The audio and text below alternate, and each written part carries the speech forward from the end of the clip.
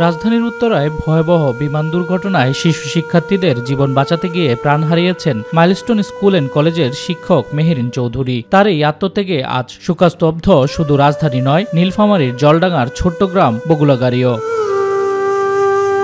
মাত্র ৩৪ বছর বয়সের জীবনের ঝুঁকি নিয়ে ২০ জন শিক্ষার্থীর প্রাণ রক্ষা করেছিলেন তিনি। ভয়াবহ আগুনে নিজের শরীরের ৮০% পুড়ে গেলেও বারবার আগুনে ঢুকে শিক্ষার্থীদের উদ্ধার করেছিলেন। পরে দগ্ধ অবস্থায় বার্ন ইউনিটে চিকিৎসাধীন অবস্থায় মৃত্যু হয় তার।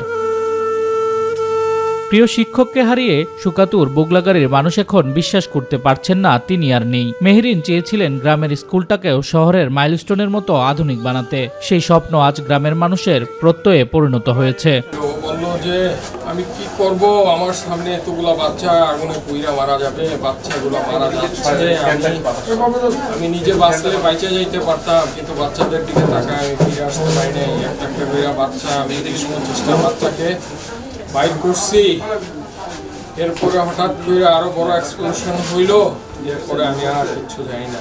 মেহেরিনের এর পরের ঠিকানা নিজ ভিটা নীলফামারী। বিকেলে তার দাফন সম্পন্ন হয় পারিবারিক কবরস্থানে। এ সময় পরিবার, শিক্ষার্থী, সহকর্মী ও অসংখ্য শুভানুধ্যায়ী উপস্থিত ছিলেন। গভীর দুঃখে আমাদের এলাকা খুব দুঃখের ছায়া নেমেছে।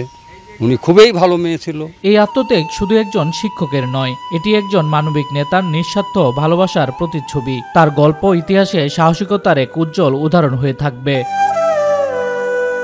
শামস তাবরিজ উচ্ছ্বাস, মাই টিভি নিউজ ডেস্ক।